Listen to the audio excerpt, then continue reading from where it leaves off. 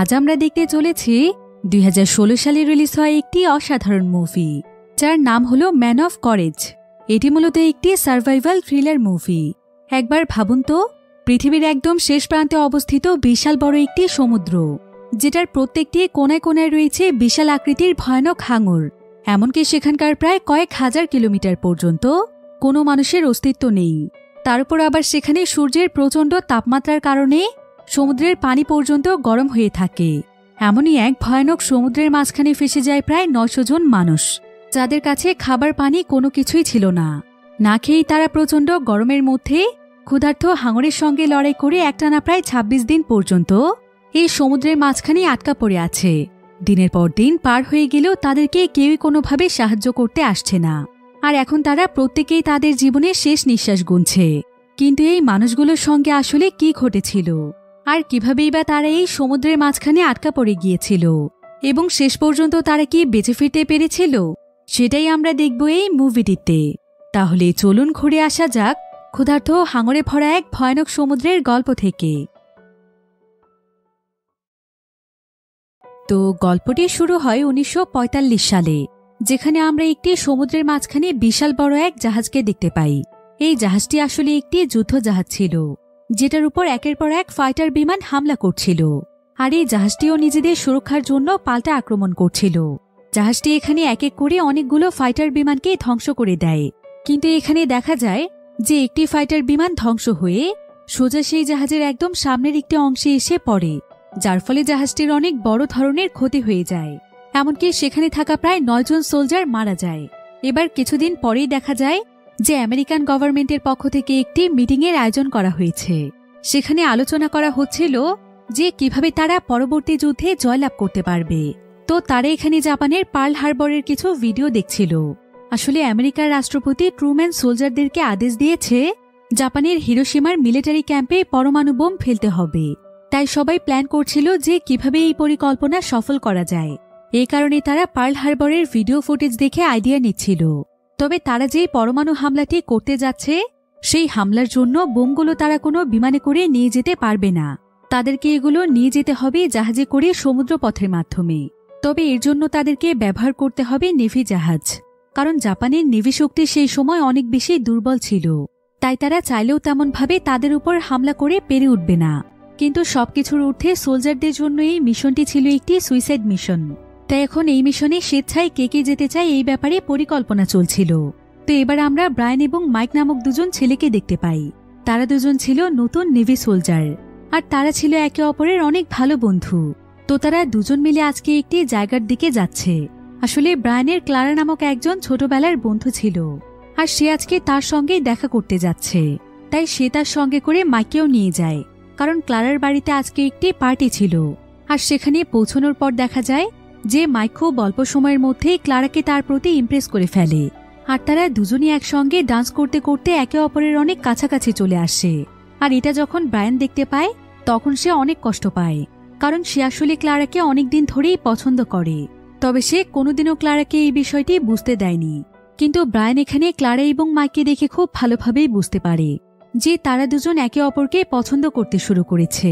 তবে ব্রায়ান এখানে তাদের কাউকেই কোনো কিছু বলে না। এরপর আমরা সান ফ্রান্সিসকোর একটি জায়গা দেখতে পাই। সেখানকার একটি বন্দরে একটি জাহাজ অবস্থান করছিল, যার নাম ছিল ইউএসএস ইন্ডিয়ানা পলিশ শিপ। আসলে এটাই ছিল সেই জাহাজ যেটা সামনের অংশ ফাইটার বিমানের ফলে বিধ্বস্ত হয়ে গিয়েছিল। তবে জাহাজটিকে এখন পুরোপুরিভাবে ঠিক করে ফেলা হয়েছে। আর এই জাহাজের ক্যাপ্টেনের নাম ছিল ফিলিপ। সে আসলে অনেক দক্ষ একজন ক্যাপ্টেন ছিল। এমনকি সে ছিল তাদের টিমের মধ্যে সবচাইতে সাহসী। এর আগেও সে বহু মিশনে গিয়ে জয়লাভ করে ফিরেছে। তো এবার দেখা যায় আমেরিকার রাষ্ট্রপতি পরমাণু বোম ফেলার জন্য যে নির্দেশ দিয়েছিল, সেই নির্দেশের দায়িত্ব এসে পড়েছে ফিলিপের উপর। তাই ফিলিপকেই এখন এই জাহাজে করে পরমাণু বোমগুলো নিয়ে যেতে হবে। কিন্তু যেহেতু এই কাজটি অনেক ঝুঁকিপূর্ণ ছিল, কিন্তু এই পুরো মিশনটি ছিল একটি সিক্রেট মিশন, তাই তার সঙ্গে স্কোয়াড দিলে সবাই হয়তো এই ব্যাপারে জেনে যাবে। আসলে স্কোয়াড মূলত বলা হয় শক্তিশালী কিছু বিমানকে, যেগুলো যুদ্ধ চলাকালীন সময়ে দলকে প্রতিরক্ষা করতে সাহায্য করে। তো এই মিশনটিতে যেহেতু তাদের সঙ্গে কোনো ধরনের স্কোয়াডই যাবে না, তাই তাদের সবাইকেই জীবনের ঝুঁকি নিয়ে এই মিশনে যেতে হবে। অন্যদিকে আমরা ব্রায়ান এবং মাইককে দেখতে পাই। তারা দুজনে আসলে ফিলিপসের সঙ্গে সেই মিশনটিতে যাচ্ছে। তবে সেই মিশনটিতে যাওয়ার আগে মাইক ক্লারার বাবাকে ক্লারাকে বিয়ে করার জন্য প্রস্তাব দেয়, কিন্তু ক্লারার বাবার মাইককে মোটেও পছন্দ হয় না। তাই সে এখানে এই ব্যাপারে কোনো কথাই বলে না, বরং উল্টো সে মাইককে অনেক ছোট করে কথা বলে, যার ফলে মাইক সেখানে সকলের সামনে অনেক লজ্জায় পড়ে যায়। আসলে ক্লারা ছিল অনেক ধনী পরিবারের একটি মেয়ে, তবে মাইক তখন মন খারাপ করে সেখান থেকে বেরিয়ে আসে। ক্লারাও তখন তার পিছু পিছু এসে তাকে বলে যে সে যেন তার বাবার কথায় কিছু মনে না করে, কারণ তার বাবা উপরে শক্ত হলেও ভেতরে অনেক নরম মনের একজন মানুষ। তবে এমন সময় আবার দেখা যায় যে সেখানে কয়েকজন নেভি সোলজাররা ফাইট করছে, আর এটা দেখতে পেয়ে মাইক ক্লারাকে সেখানেই থাকতে বলে। এরপর সে চলে যায় তাদের লড়াই থামাতে, কিন্তু এখানে তাদের ধস্তাধস্তির ফলে মাইকের কাছে থাকা একটি আংটি নিচে পড়ে যায়, যেটা আসলে মাইক ক্লারাকে দিতে চেয়েছিল। এরপর তাদের লড়াইয়ের খবর পেয়ে সেখানে বেশ কয়েকজন অফিসার চলে আসে, আর তারা প্রত্যেককেই এখান থেকে ধরে নিয়ে যাচ্ছিল। কিন্তু এমন সময় মাইক ক্লারার কাছে এসে তাকে প্রপোজ করে, আর তার কাছে জানতে চায় যে সে তাকে বিয়ে করবে কিনা। ক্লারা তখন উত্তরে হ্যাঁ বলে। এরপর মাইক তখন তার সেই আংটিটি বের করে ক্লারাকে পরিয়ে দিতে চাইছিল, কিন্তু এমন সময় সে দেখতে পায় যে তার কাছে তার সেই আংটিটি নেই। মাইক তখন সেই আংটিটি খোঁজার চেষ্টা করছিল, কিন্তু এমন সময় সেখানে কিছু অফিসার এসে মাইককে টেনে হিঁচড়ে নিয়ে যায়, কারণ তারা ভাবছিল সোলজারদের মারামারির পেছনে সেও রয়েছে। এবার পরের দিন সকালে আমরা ফিলিপকে দেখতে পাই। ফিলিপ তার মিশনের জন্য অনেক শক্তিশালী একটি টিম তৈরি করেছে, যেখানে প্রায় 9 জন অফিসার, 150 ক্রু মেম্বার, এভাবে করে প্রায় 1200 জন মানুষ ছিল। তো এবার ফিলিপ এখানে মিশনের ব্যাপারে প্রত্যেককেই বুঝিয়ে দেওয়ার পর সে তার এই 1200 জন লোক নিয়ে তাদের যাত্রা শুরু করে। কিন্তু এই পুরো টিমে যেই 1200 জন মানুষ ছিল, সেই 1200 জনের মধ্যে বেশিরভাগ মানুষই ছিল একদম ইয়াং। এই মিশনটিতে আসলে বয়স্ক মানুষদেরকে কম রাখা হয়েছে, কারণ তারা এখন যেই জাহাজটিতে করে যাচ্ছে, যদিও জাহাজটি অনেক শক্তিশালী জাহাজ ছিল, কিন্তু এই জাহাজের বন্দুকগুলো সাবমেরিনের সামনে কিছুই নয়, আর এটাই ছিল জাহাজটির সবচাইতে বড় দুর্বলতা। তাই তাদের টিমকে অন্যভাবে শক্তিশালী করে তোলার জন্য বেশিরভাগ ইয়াং সোলজারদেরকেই নেওয়া হয়েছে, যাদের মধ্যে 2 জন ব্রায়ান এবং মাইকও ছিল। এরপর দেখা যায় যে যদিও এই জাহাজটিতে কোনো ধরনের স্কট দেওয়ার কথাই ছিল না, কিন্তু তারপরও এতগুলো মানুষের সুরক্ষার জন্য একটি স্কট দেয়া হয়, কারণ এই স্কোয়াডের মাধ্যমে সাবমেরিন ধ্বংস করা সম্ভব। কিন্তু তারপরও জাহাজটিকে সাবমেরিনের হাত থেকে বাঁচানোর জন্য ফিলিপ সমুদ্রপথে জাহাজটিকে সোজা চালাচ্ছিল না, বরং সে এটাকে জিগজ্যাগ পজিশনে চালাচ্ছিল। অন্যদিকে আমরা সমুদ্রের গভীরে একটি সাবমেরিন দেখতে পাই। এটি মূলত ছিল একটি জাপানি সাবমেরিন, যেটা কিনা তার যাত্রা শুরু করার জন্য প্রস্তুতি নিচ্ছিল। আর এই সাবমেরিনটির ক্যাপ্টেন ছিল হাসামিকো নামক একজন ব্যক্তি, আর এই হাসামিকো ছিল অত্যন্ত চালাক এবং বুদ্ধিমান একজন মানুষ। তো এভাবেই প্রায় সবকিছু একদম স্বাভাবিকভাবেই চলছিল। এদিকে ফিলিপের জাহাজটি একটানা প্রায় বেশ কয়েকদিন যাত্রা করার পর খুব সহজেই এটা তার গন্তব্যস্থলে পৌঁছে যায়, আর তারাও সেই পরমাণু বোমগুলোকে জায়গা মতো ডেলিভারি দিতে পারে। তো এখানে পুরোপুরিভাবে তাদের সবকিছু ডেলিভারি কমপ্লিট হয়ে গেলে ফিলিপকে আবারও ফিরে যাওয়ার জন্য নির্দেশ দেয়া হয়। তবে তাদের যাত্রা শুরু করার আগে ফিলিপ এখানকার কর্মরত অফিসারের কাছে ফিরে যাওয়ার জন্য স্কট চায়, কিন্তু অফিসার এখানে তাকে বলে, তুমি একজন ক্যাপ্টেন হয়ে স্কটের কথা কিভাবে বলছো? তুমি খুব ভালোভাবেই জানো যে এটা আমাদের খুবই সিক্রেট একটি মিশন। যদি ভুলেও এই মিশনের খবরটি বাইরে লিক হয়ে যায়, তাহলে আমাদের দেশ অনেক বড় বিপদে পড়ে যাবে। তাই আমি তোমাকে কোনো স্কটই দিতে পারবো না। তোমাকে এখন স্কট ছাড়াই তোমার টিমকে নিয়ে ফিরতে হবে। তো এবার ফিলিপের কাছে আর কোনো রাস্তা ছিল না, তাই সে এবার স্কট ছাড়াই তার টিমকে নিয়ে ফিরে যাওয়ার জন্য রওনা হয়। তারা আবারও শুরু করে সমুদ্রপথে তাদের এক লম্বা যাত্রা। এরপর দেখতে দেখতেই প্রায় 2 দিন সময় পার হয়ে যায়। তবে হঠাৎ করেই আজকে মাঝরাতে প্রচণ্ড ঠান্ডা পড়েছিল, তাই জাহাজের ক্রু মেম্বাররা এখানে দেখতে পায় যে পুরো সমুদ্রে চারিদিকে শুধু কুয়াশা আর কুয়াশাই রয়েছে। কুয়াশার ঘনত্ব এতটাই বেশি ছিল যে সামান্য দূরত্বের কিছুও পরিষ্কারভাবে বোঝা যাচ্ছিল না। আর ক্যাপ্টেন ফিলিপ এটা দেখতে পেয়ে অনেক ঘাবড়ে গিয়েছিল, কারণ এমন অবস্থায় বিপদের আশঙ্কা থাকে। তাই সে যত তাড়াতাড়ি সম্ভব এই কুয়াশা থেকে বের হওয়ার চেষ্টা করছিল। কিন্তু সে যদি এখন জাহাজটিকে জিগজ্যাগ লাইনে চালায়, তাহলে এই কুয়াশা থেকে বের হতে অনেক সময় লাগবে। তাই সে দ্রুত এই কুয়াশা থেকে বের হওয়ার জন্য জাহাজটিকে এবার একদম সোজা চালাচ্ছিল। কিন্তু এটা ছিল ক্যাপ্টেন ফিলিপের সবচাইতে বড় ভুল, কারণ জাপানি সোলজাররা অলরেডি সেই সোজা স্থানগুলোতেই নজর রাখছিল। আর যদি তারা ভুল করেও কোনো আমেরিকান জাহাজ দেখতে পায়, তাহলে তারা সঙ্গে সঙ্গে সেটাকে ধ্বংস করে দেয়। তো এখানে একটি জাপানি সাবমেরিনে ক্যাপ্টেন হাসামিকো ছিল। সে সমুদ্রের বিভিন্ন জাহাজের উপর নজর রাখছিল। এদিকে ফিলিপ যখন তার জাহাজ নিয়ে সামনের দিকে এগিয়ে যায়, ঠিক তখনই হাসামিকো তাদের জাহাজটিকে দেখে ফেলে। তারা বুঝতে পারে যে এটা হচ্ছে ইউএসএস ইন্ডিয়ানা পলিসের জাহাজ, যেটা কিনা ছিল আমেরিকান। আর এটা দেখতে পেয়ে তারা সবাই খুবই রেগে যায়, কারণ জাপান এবং আমেরিকা ছিল শত্রু দেশ।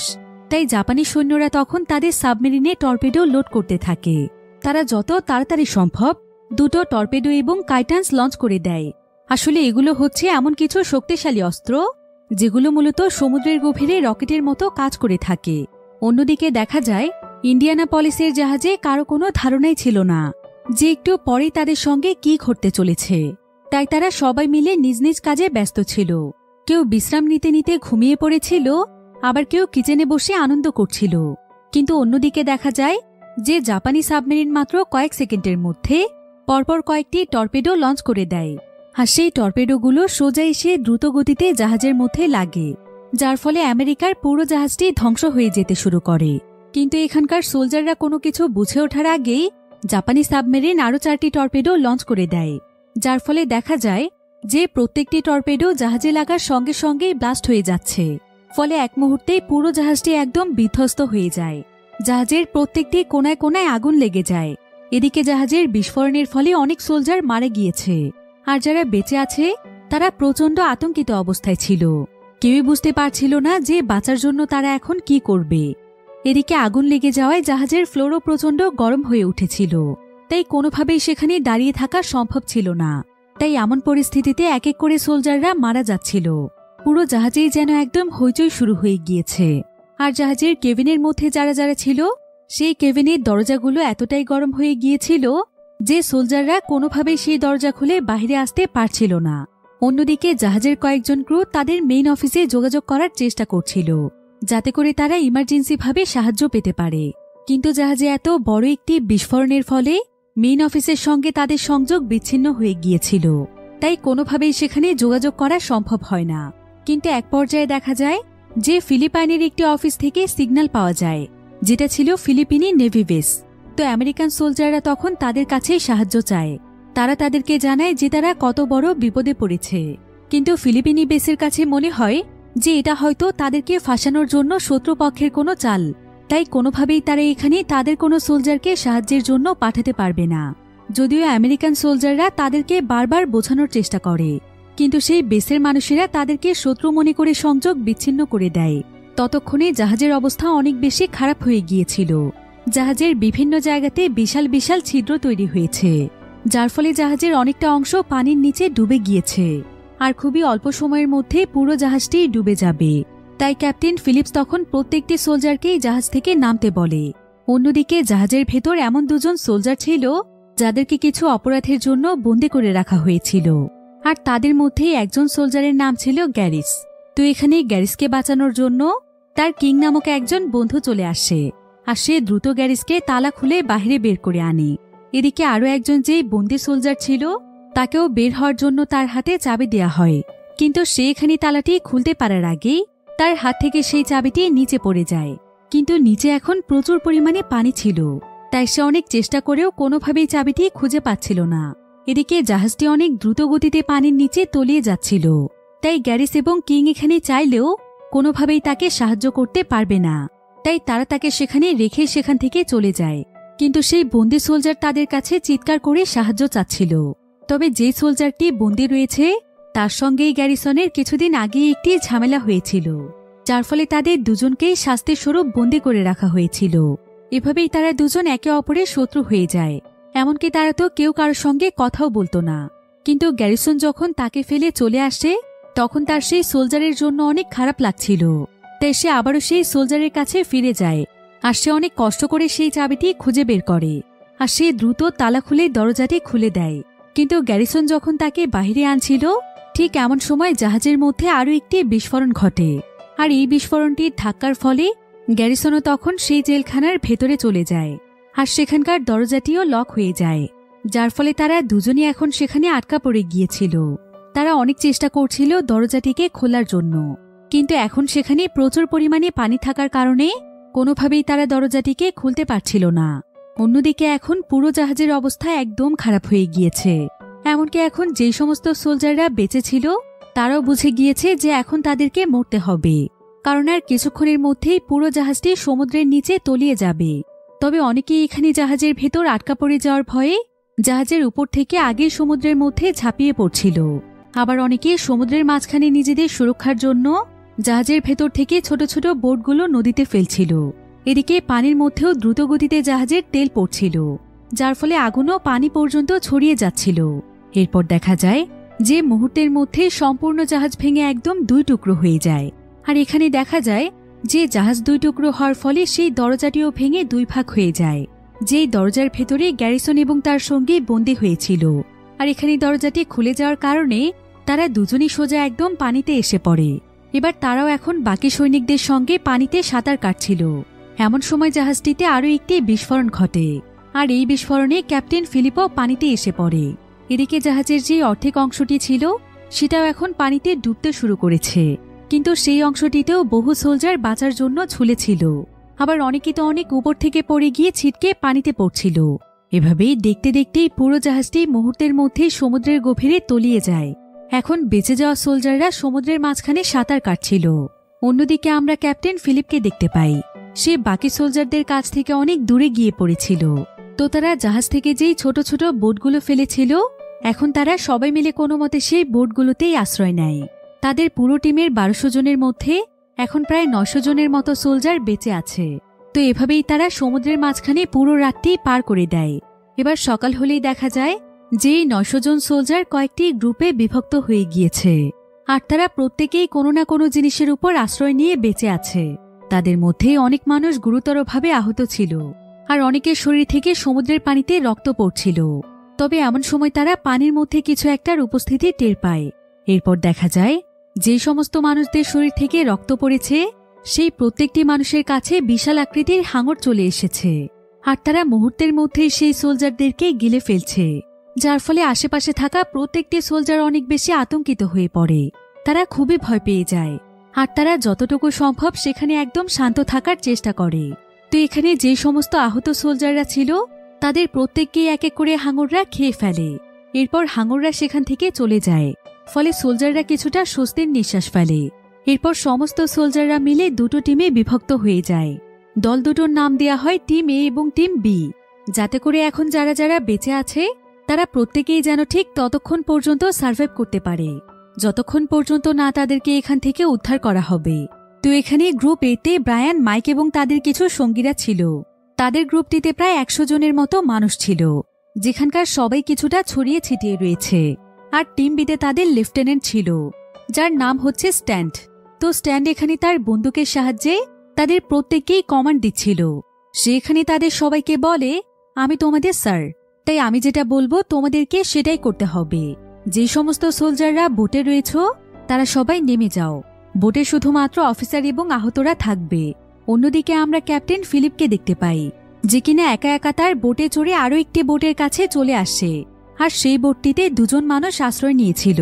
ফিলিপ দেখতে পায় যে সেই 2 জনের মধ্যে একজন মারা গিয়েছে, আর একজন অনেক বেশি আহত অবস্থায় আছে। তার শরীরের বিভিন্ন জায়গা থেকে রক্ত পড়ছিল। আর এটা ছিল এই সমুদ্রের মাঝখানে সবচাইতে ঝুঁকিপূর্ণ একটি বিষয়, কারণ যে কোনো সময় হাঙর তার উপর হামলা করতে পারে। আর এই আহত ব্যক্তিটির নাম ছিল ক্যান্টোপেল। ক্যান্টোপেল তার ভাঙা পাটি তার হাতে নিয়ে বসে আছে। আর এমন নির্মম দৃশ্য দেখে ফিলিপের কাছে অনেক খারাপ লাগে। তবে তার কাছে মরফিন ছিল, তাই সে ক্যান্টোপেলকে তখন মরফিন দেয়। মরফিন আসলে এক ধরনের ব্যথানাশক মেডিসিন, যেটার মাধ্যমে সাময়িক সময়ের জন্য ব্যথা কমে যায়। এরপর সে ক্যান্টোপেলকে বলে যে এখন সে এখান থেকে কিছুটা সামনের দিকে যাবে, কারণ সে দেখতে চায় যে তার টিমের মধ্যে এখন কে কে বেঁচে আছে। কিন্তু ক্যান্টোপেল ফিলিপকে সেখানে থাকার জন্য অনেক অনুরোধ করছিল, কারণ সে অনেক বেশি ভয় পেয়ে গিয়েছিল। তার কাছে বারবার মনে হচ্ছিল যে কোনো সময় হাঙর হয়তো তাকে এসে খেয়ে ফেলবে, কারণ তার পা থেকে অনেক বেশি রক্ত বের হচ্ছিল। কিন্তু ফিলিপ তখন তাকে বোঝায় যে সে যত তাড়াতাড়ি সম্ভব তার কাছে ফিরে আসবে। বাকি সোলজারদেরকে সাহায্য করাটাও এখন তার দায়িত্ব। তো এভাবেই সমুদ্রের মধ্যেই তাদের প্রায় কয়েক ঘন্টা সময় পার হয়ে যায়। আর এমন সময় দেখা যায় যে সেখান থেকে অনেক বেশি উচ্চতায় একটি বিমান এসেছে।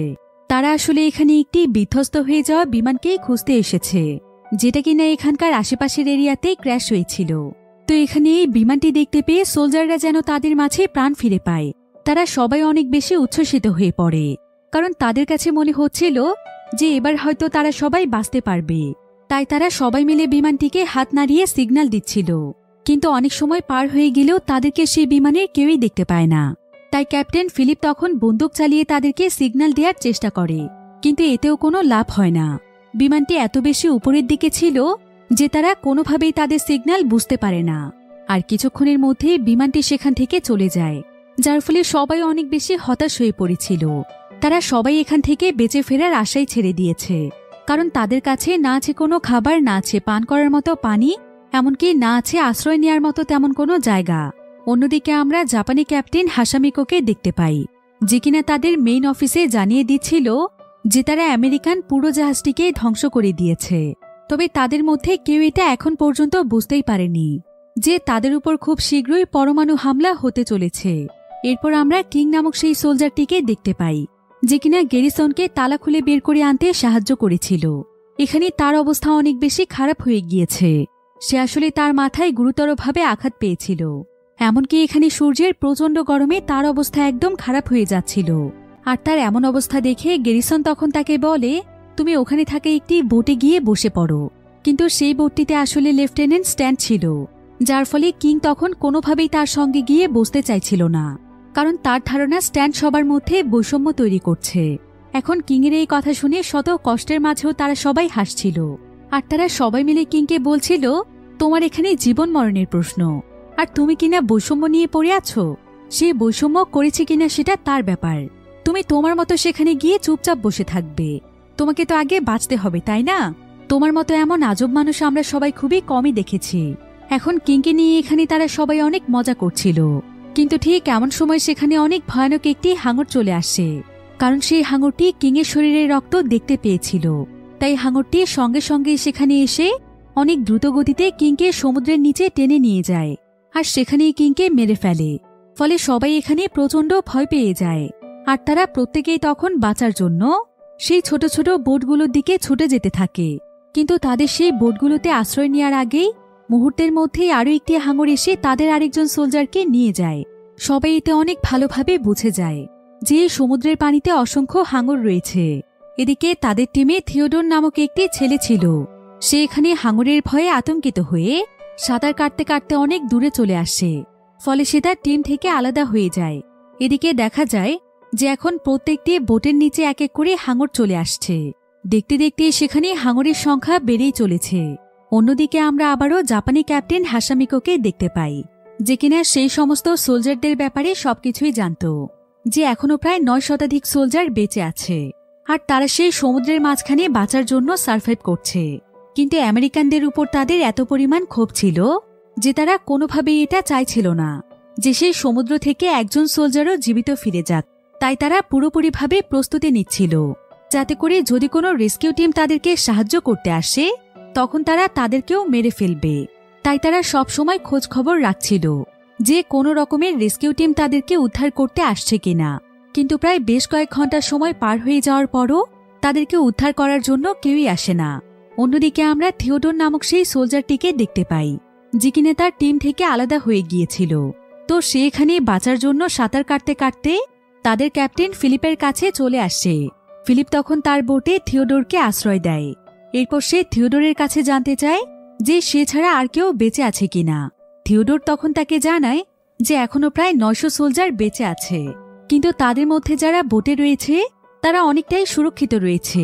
তবে যারা সমুদ্রের পানির মধ্যে সার্ভাইভ করছে তাদের উপরে কিছুক্ষণ পরপর ভয়ানক হাঙর এসে হামলা করছে। আর এভাবেই যখন সেখানে অনেকগুলো হাঙর চলে আসে তখন সে কোনো মতে বাঁচার জন্য সেখান থেকে পালিয়ে এসেছে। কিন্তু এখন সেই সোলজারদের কি অবস্থা সেটা সে জানেই না। একথা শুনে ফিলিপ অনেক দুশ্চিন্তায় পড়ে যায়, আর সে বাকি সোলজারদেরকে বাঁচানোর জন্য সেখানে যেতে শুরু করে। আর যাওয়ার পথে সে আরো 2 জন আহত মানুষকে খুঁজে পায়। তাই সে তখন তাদেরকে তার বোটে করে নিয়ে এসে তাদেরকেও সুরক্ষিত রাখার জন্য তার বোটের মধ্যে আশ্রয় দেয়।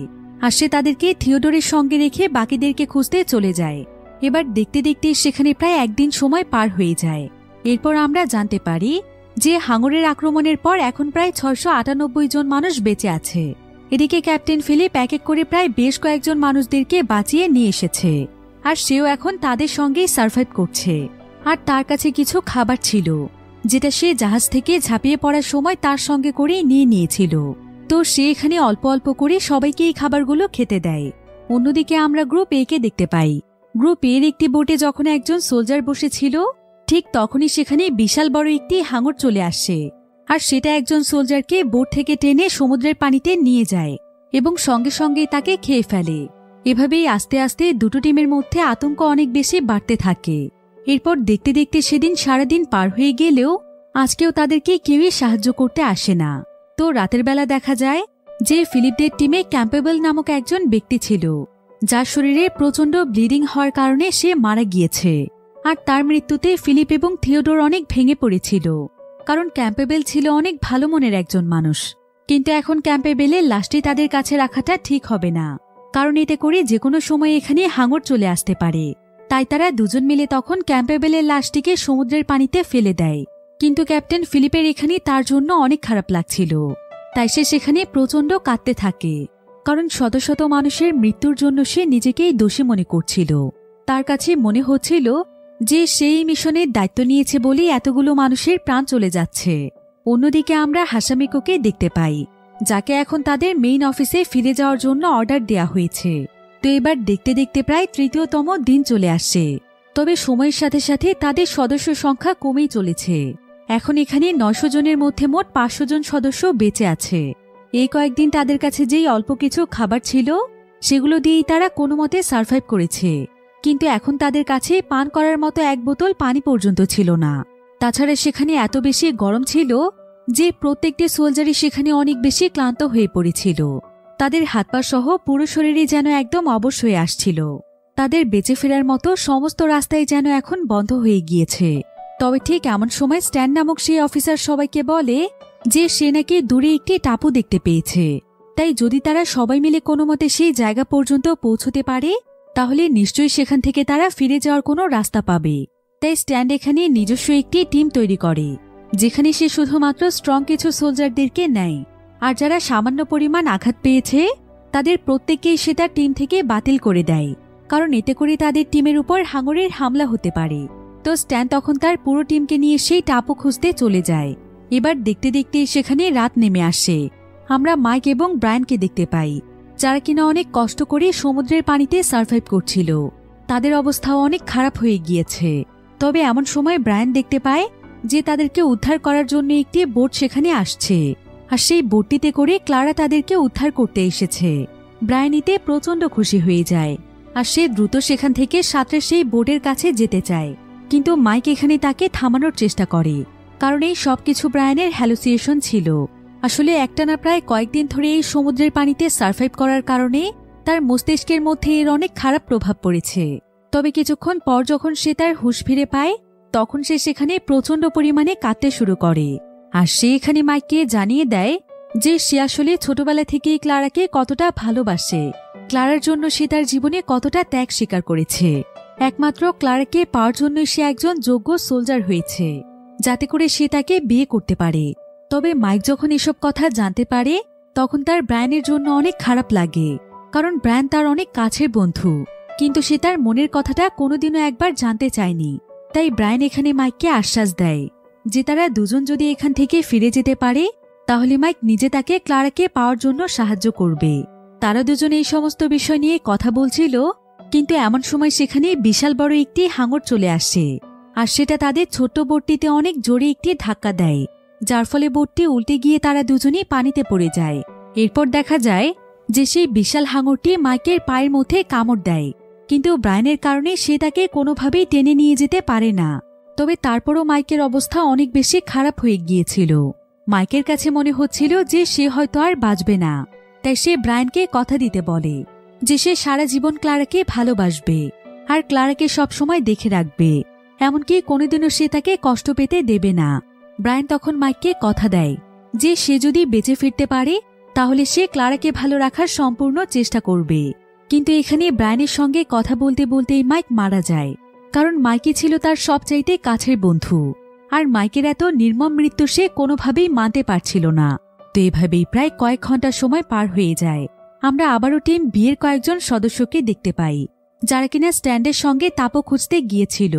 তাদের মধ্যেই অনেক সোলজার আবারও ফিরে এসেছে। আসলে যারা যারা টাপু খুঁজতে গিয়েছিল তাদের মধ্যে এখন শুধুমাত্র এরাই বেঁচে আছে, আর বাকি সবাই মারা গিয়েছে। এমনকি তাদের লেফটেন্যান্ট স্ট্যান্ডও মারা গিয়েছে, কারণ যার পথেই তারা এমন একটি জায়গাতে পৌঁছে গিয়েছিল যেখানকার প্রায় প্রত্যেকটি স্থানেই হাঙর রয়েছে, আর হাঙরের আক্রমণেই তাদের প্রত্যেকের মৃত্যু হয়েছে। তবে এমন সময় আবার তাদের বোটের কাছে আরও একটি হাঙর চলে আসে, আর সেটা তাদের বোটের মধ্যেও ধাক্কা দিলে বোটটি উল্টে তারা সবাই পানির মধ্যে পড়ে যায়। ফলে তাদের মধ্যেই একজন সোলজারকে হাঙরটি পানির নিচে টেনে নিয়ে চলে যায়। এরপর দেখতে দেখতেই শুরু হয় আরও একটি নতুন দিন। আজকে তাদের এখানে আটকা পড়ার 4 দিন হয়েছে, আর এখন 900 জনের মধ্যে মাত্র 400 জন মানুষই বেঁচে রয়েছে। প্রতিনিয়ত হাঙরের আক্রমণে তাদের এক এক করে সদস্য সংখ্যা কমছে, আর যারা বেঁচে রয়েছে তাদের প্রত্যেকের অবস্থায় এত পরিমাণ খারাপ হয়ে গিয়েছে যে অনেকেই তাদের মানসিক ভারসাম্য হারিয়ে ফেলেছে। কিন্তু এমন সময় দেখা যায় যে হঠাৎ করে সেই সমুদ্রের উপর দিয়ে একটি প্লেন যাচ্ছিল। এই প্লেনটি মূলত ছিল একটি বোম্বার প্লেন, যেটার মাধ্যমে এক জায়গা থেকে আরেক জায়গাতে বোম নিয়ে যাওয়া হয়। তো এমন সময় প্লেনের ভেতরে থাকা একজন হঠাৎ করে সমুদ্রের পানিতে তাকিয়ে দেখতে পায় যে সেখানকার প্রায় অনেকটা অংশ জুড়ে তেল দেখা যাচ্ছে। এতে সেই বিমানে থাকা লোকটির কাছে মনে হয় যে এখানে হয়তো জাপানি কোনো সাবমেরিন লুকিয়ে আছে, আর এই তেলগুলো হয়তো সেটারই তেল। তাই তারা এখানে জাপানি সাবমেরিন ধ্বংস করে দেওয়ার জন্য তাদের বিমান থেকে সমুদ্রের পানিতে বোম ফেলার প্রস্তুতি নিচ্ছিল। কিন্তু এমন সময় তারা দূর থেকেই দেখতে পায় যে সমুদ্রের পানি দূর দূরান্ত পর্যন্ত শত শত মানুষকে দেখা যাচ্ছে। তারা তখন এই বিষয়টি আমেরিকার মেইন অফিসে জানায়। তারা বলে যে তারা সমুদ্রে থাকা মানুষদেরকে সাহায্য করতে যাচ্ছে, কিন্তু মেইন অফিস থেকে তাদেরকে এমনটা করতে নিষেধ করা হয়, কারণ তাদের কাছে মনে হচ্ছিল যে এটা হয়তো জাপানি সোলজারদের কোনো ট্র্যাপ হতে পারে, তাদেরকে ট্র্যাপে ফেলে তাদের বোমগুলোকে আত্মসাৎ করার জন্য। তাই তারা যেন ভুল করেও পানিতে না নামে। কিন্তু বিমানে থাকা মানুষদের কাছে মনে হচ্ছিল যে এই মানুষগুলো হয়তো আসলেই অনেক বড় বিপদে পড়েছে, তবে তারা তাদের অফিসারের অর্ডারের বাইরে কোনো কিছুই করতে পারবে না। কিন্তু তারা তাদেরকে একটু সাহায্য করার জন্য একটি ব্যাগের মধ্যে থাকা কিছু খাবার এবং পানি তাদের জন্য সমুদ্রের পানিতে ফেলে দেয়। ব্যাগটির মধ্যে কিছু ব্যথানাশক মেডিসিনও ছিল। এখন এই সমুদ্রের মাঝখানে যে শত শত মানুষ সার্ভাইভ করছে, এই খবরটি সেই বিমানের লোকদের কাছেও পৌঁছে যায়, যারা কিনা সমুদ্রের মাঝখানে একটি ক্র্যাশ হয়ে যাওয়া বিমানকে খুঁজছিল। তো এই বিমানের পাইলটের নাম ছিল অ্যাড্রিয়ান। অ্যাড্রিয়ান তখন তার পুরো টিম নিয়ে সমুদ্রের সেই জায়গাটিতে চলে যায় যেখানে ইউএসএস ইন্ডিয়ানাপলিস নামক সেই জাহাজটি ডুবে গিয়েছিল। কিন্তু তারা যখন তাদের বিমানটি পানিতে ল্যান্ড করার অনুমতি চাইছিল, তখন মেইন অফিস থেকে তাদেরকেও অনুমতি দেয়া হয় না। কিন্তু তারপরে অ্যাড্রিয়ান এতগুলো মানুষের জীবন বাঁচানোর জন্য অনুমতি না পাওয়া সত্ত্বেও পানিতেই তাদের বিমানটিকে ল্যান্ড করিয়ে ফেলে। অন্যদিকে যে বোম্বার প্লেনটি ছিল সেটা সেই জায়গা থেকে ফিরে যায়। এরপর আমরা সমস্ত সোলজারদেরকে দেখতে পাই, প্রত্যেকেই যেন তাদের মৃত্যুর একদম দ্বার প্রান্তে পৌঁছে গিয়েছে, কারণ আজকে 5 দিন ধরে তারা কোনো কিছুই খায়নি। তাই তাদের মধ্যে একটু নড়াচড়া করারও শক্তি ছিল না। অনেকে তো আবার হাঙরের আক্রমণের ফলে অসুস্থ অবস্থাতেই ছিল। তবে সেই উদ্ধারকারী বিমানটি তখন তাদের উদ্ধার কাজ শুরু করে। তারা যতটুকু সম্ভব এক এক করে সবাইকে বিমানে ওঠানোর চেষ্টা করছিল, কিন্তু এখানে প্রায় কয়েক শত মানুষ ছিল। তাই এতগুলো মানুষকে একসঙ্গে বিমানে নেওয়াটা কোনোভাবেই সম্ভব ছিল না, যার ফলে অনেক সোলজার এখনো পানির মধ্যেই থেকে যায়। এমনকি ফিলিপও পানির মধ্যেই ছিল। এখন এড্রিয়াস যখন এখানে জানতে পারে যে সোলজারগুলো আসলে আমেরিকান সোলজার, তখন সে সঙ্গে সঙ্গে আবারও তাদের বেসে যোগাযোগ করে, আর সে তাদেরকে জানায় যে আমেরিকান একটি জাহাজ ডুবে গিয়েছে, যার ফলে কয়েক শত আমেরিকান সোলজার সমুদ্রের পানিতেই আটকা পড়ে আছে। তাদের অবস্থা খুবই আশঙ্কাজনক। তাই তাদেরকে উদ্ধার করার জন্য যত তাড়াতাড়ি সম্ভব কয়েকটি রেস্কিউ টিমকে পাঠাতে হবে। কিন্তু আমেরিকান বেস ছিল এখান থেকে প্রায় অনেক দূরে, আর বিমানের মাধ্যমে এতগুলো মানুষকে দ্রুত উদ্ধার করা সম্ভব নয়। তাই একটানা প্রায় 12 ঘন্টার সময় অপেক্ষা করার পর আমেরিকান বেস থেকে রেস্কিউ টিমের কয়েকটি জাহাজ এসেছে, আর সেই জাহাজের মাধ্যমে এখান থেকে প্রায় 317 জন সোলজারদেরকে উদ্ধার করা হয়, যারা কিনা একটানা প্রায় 26 দিন মৃত্যুর সঙ্গে লড়াই করে বেঁচেছিল। আর এই পুরো দুর্ঘটনায় মৃত্যু হয়েছে প্রায় 879 জন মানুষের। এরপর আমরা কয়েকদিন পরের ঘটনা দেখতে পাই। আমেরিকান সোলজাররা জাপানে যে পরমাণু বোমগুলো ডেলিভারি করে দিয়েছিল, সেই বোমগুলো কিছুদিন আগেই জাপানের হিরোশিমা শহরে ফেলা হয়েছিল, যার ফলে জাপানের ব্যাপক পরিমাণে ক্ষয়ক্ষতি হয়। এমনকি জাপানি গভর্নমেন্ট বুঝতে পেরে গিয়েছিল যে তারা যদি এখন আত্মসমর্পণ না করে তাহলে আমেরিকা তাদের পুরো দেশকেই পরমাণু বোম দিয়ে শেষ করে দেবে। তাই কোনো উপায় না থাকার কারণে জাপানি গভর্নমেন্ট আমেরিকান গভর্নমেন্টের কাছে আত্মসমর্পণ করে। তবে ইউএসএস ইন্ডিয়ানাপলিস জাহাজের যেই দুর্ঘটনাটি ঘটেছিল সেটা বিভিন্ন কারণবশত সকলের কাছ থেকে গোপন করে রাখা হয়। অন্যদিকে আমরা একটি হসপিটালের দৃশ্য দেখতে পাই, যেখানে বেঁচে যাওয়া প্রত্যেকটি সোলজারদেরকে ট্রিটমেন্ট দেওয়া হচ্ছে, কারণ প্রত্যেকেই অনেক বেশি আহত এবং অসুস্থ ছিল। আর তাদের মধ্যে মাইকও রয়েছে। এবার মাইকের কাছে অ্যালভিন নামক একজন সোলজার আসে। অ্যালভিন ছিল সেই সোলজার যে কিনা মাইকের কাছ থেকে পড়ে যাওয়া সেই আংটিটি কুড়িয়ে পেয়েছিল। আর সে জানত যে ব্রায়ানই হচ্ছে মাইকের সবচাইতে কাছের বন্ধু, তাই সে ব্রায়ানকেই মাইকের সেই আংটিটি ফিরিয়ে দেয়। আর সে এখানে মাইকের কথা মনে করে প্রচণ্ড কাঁদতে থাকে। এবার প্রায় 1 মাস পর পুরো আমেরিকাতে এটা ঘোষণা করে দেয়া হয় যে জাপানের সঙ্গে আমেরিকার সমস্ত যুদ্ধ শেষ হয়ে গিয়েছে। জাপান আমেরিকার কাছে আত্মসমর্পণ করেছে, যার ফলে এখন থেকে তারা বন্ধু রাষ্ট্র। এভাবেই দুটো দেশের মধ্যে শান্তি ফিরে আসে। এরপর প্রত্যেকটি সোলজার সুস্থ হয়ে তারা সবাই নিজ নিজ পরিবারের কাছে ফিরে যায়। কিন্তু ফিলিপ এখনও জাহাজের সেই স্মৃতিগুলো ভুলতে পারেনি, তাই এখনও সে স্বপ্নে সেই জাহাজ ডোবার ঘটনাটি দেখতে পায়। এরপর হঠাৎ করেই একদিন ফিলিপের কাছে একটি ফোন আসে। ফোনটির অপর পাশ থেকে একজন মানুষ ফিলিপকে কাঁদতে কাঁদতে অনেক গালাগাল দিচ্ছিল। আসলে সে ছিল একজন মৃত সোলজারের পরিবারের কেউ। সে সেই সোলজারের মৃত্যুর জন্য ক্যাপ্টেন ফিলিপকেই দায়ী মনে করছে। তবে ফিলিপ এখানে তার কাছে ক্ষমা চেয়ে তাকে সান্ত্বনা দেওয়ার চেষ্টা করে। অন্যদিকে আমরা মাইককে দেখতে পাই। মাইক তার ভালোবাসার মানুষ ক্লারার সঙ্গে দেখা করতে এসেছে। আর সে আজকে কোনো দ্বিধাবোধ না করে তার মনের কথা ক্লারাকে জানিয়ে দেয় যে সে ছোটবেলা থেকেই ক্লারাকে কতটা ভালোবাসে।